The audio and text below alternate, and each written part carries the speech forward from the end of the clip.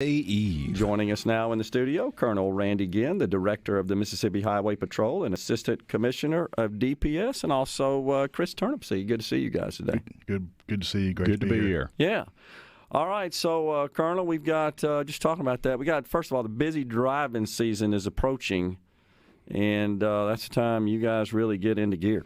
Yes, sir. The weather's starting to warm up. It's pretty weather outside, and then from May to end of September will be a really busy season, and traffic will be picking up. So it'll be important for everybody to be on their P's and Q's and be safe. Yeah, and, we took a bit of a rest, I would say, from traveling the last couple of years, so we got to sort of get back in the swing of things. We do, and we're starting to see the results of that, good and bad. People are getting out and enjoying themselves more, but it's also causing some issues on the road. One thing that we were looking at the other day that's really was a shocker is we're seeing a lot more people driving excessively high rates of speed. In fact, between 2019 and 21, we saw a 90% increase in motorists that were cited for driving over 100 miles an hour on our highways. Grief. So that's something we're seeing, and that's just the ones we've seen. I'm sure there's a lot more out there doing that than the numbers that we've issued. So, we encourage everybody to slow down, take their time, and let's all get where we're going. Yeah. Before we get going, I wanted to pass something on to you guys, which is about a month ago I went and renewed my driver's license at the main headquarters, and I just wanted to share with you how positive that experience was. Well, good. I know Commissioner Tyndall would be glad to hear that, I'll let him know. Well as Deputy Yes, Commissioner sir. Davis and all of our personnel at driver's license. They're doing a really good job, and the changes that have gone into effect over there, I think the public are really pleased with, what we're doing there. Very efficient, very courteous, very easy, and certainly better than the last time I did it, but you guys have been doing a lot of work on that. Yes, we are. Yeah. We've got a lot of good men and women in driver services that do an excellent job. We're proud of them. No question. All right, so you've got a school coming up, Captain. What about that?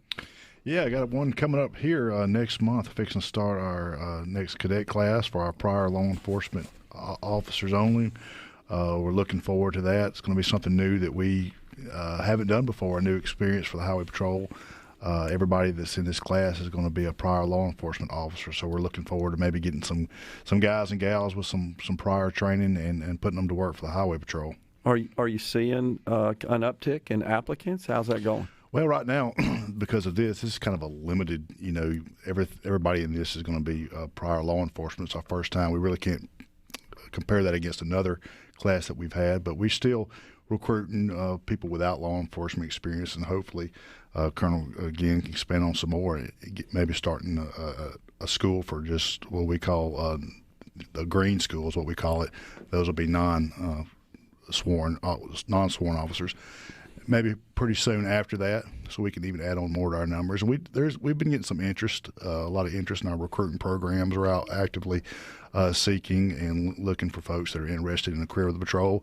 Had a little pay raise that was passed here recently, and we're seeing a little bit more interest in people coming this way. So that'll definitely help us what we're looking for.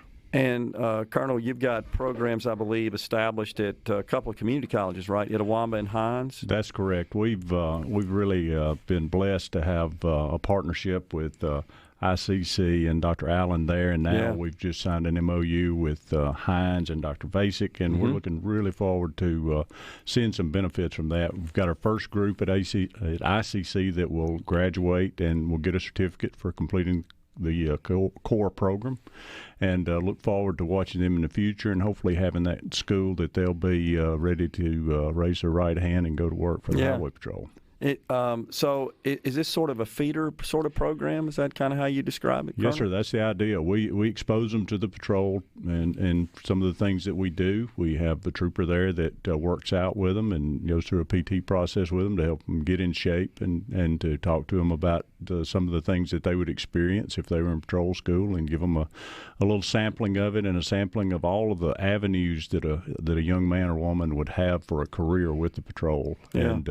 And we think we're going to be very successful. We're confident of that, and it's just been a pleasure working with ICC, and when we did the MOU with Hines the other day, their staff is all on board, and everybody's excited about it, and it's really a great tool that will help us, I'm convinced, for years to come. Well, we got one central, we got one north, we got to get one south. Well, that's our next goal. We're trying to take it a step at a time, and that's very much what we'd like to do, is be statewide with that. Yeah, absolutely. Sounds like a great idea to me. So, one thing we maybe don't realize, the average person in the public, is that while you're bringing in new recruits and getting them trained up and into the patrol, you got folks that have served a long time. They're retiring as well. So you've got to not only cover the natural attrition there, but you've got to expand as well just to accommodate needs. That's exactly right. We did a lot of hiring in the 1990s. And we're starting to see those troopers are getting toward the end of their careers. So we don't want to wait till everybody's left and the cupboard's bare. Yeah. We go along and we try to replenish on the front end and expose them to some of the experiences that those older troopers can pass along to them, the wisdom and the secret to the long career and the happy career. So we need these schools, and this will be the 5th one we've done in 5 years when we do Class 66. So we need to keep that up. And we've been fortunate and blessed by the legislature and the governor's support and then the commissioner's support to make it all happen. Yeah. Captain, through your career, how have you seen the job of a trooper? How's it evolved? What's different today than, say, 10 years ago, 20 years ago in that work? Well, how much time do we have? That's why I asked the question. Well, first of all, times have changed a lot. Times have definitely changed in so many ways.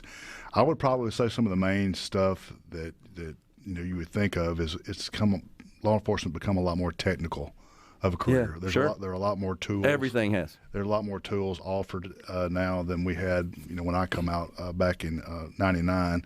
There's a lot more digitals, a lot more paperwork, there's a lot more documentation.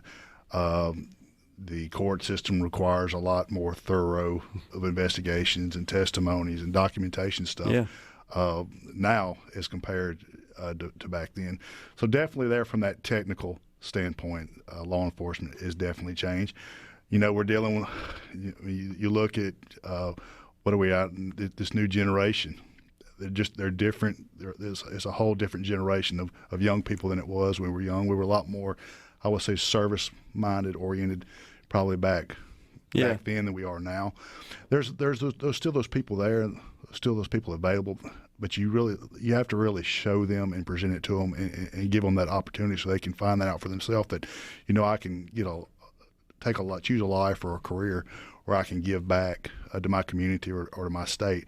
I don't think people see that as much now as they used to, but they're still in this generation there's kids there that want to do that. So we that's part of the challenge that we have as recruiters in our programs is to showing them that is a rewarding, fulfilling life. Sure. To go back, and give back to your community, to your state.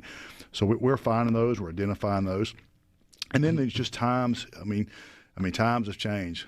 There's a lot of people that would tell you back then, especially your older troopers. I couldn't work in the times we are now. Things are a lot more dangerous now. Yeah, that's what I was going to ask you. Are they encountering anything in their interactions that may be different you didn't see 10 years ago, for example? I would say yes, and sometimes definitely yes. But also now, we live in a phone society where everything you do, is reported and showed. And so troopers and officers now are almost like sometimes, when you do your job, what kind of scrutiny am I going to get for trying to do the right thing? Yeah. So there's times, danger's always been danger. But I would say, probably the dangers, it could be more available now than it was back then. Yeah. Not to say that it wasn't dangerous then, but times have changed and our training techniques have changed, and we've had to evolve with the time as law enforcement officers as well to stay safe out there in that job. But it's definitely a different world than it was 20, 23 years ago. It's a different job now than it was 5 or 10 years ago. It just times are changing. Sure. But when you bring in young folks into the troopers, into law enforcement, they're already accustomed to a lot of that. I mean, it's part of their world as well. So it's not as difficult for them that have kind of grown up on that as it maybe is a person that's been around a while that has to go back and learn new stuff. And there's always new stuff coming out, and that's more of a challenge. That goes that saying, teaching an old dog new tricks. Yeah, it is a challenge to do that. But we've got guys and girls, guys and gals that will definitely they go back and get that training. Sure. They want to stay up to date. Absolutely. They don't want to be outdated or irrelevant. They want to come back and learn the new techniques and the things that we do now as well. Appreciate it, Colonel, Captain, for coming on, and much thanks, as always, to the men and women of the Highway Patrol, the state troopers that take care of us out there on the roads, and everybody be safe. Appreciate it. Thank you, Gerard. Thanks, y'all. Pleasure to be here. Thank you very much. We'll be right back on Midday. Stay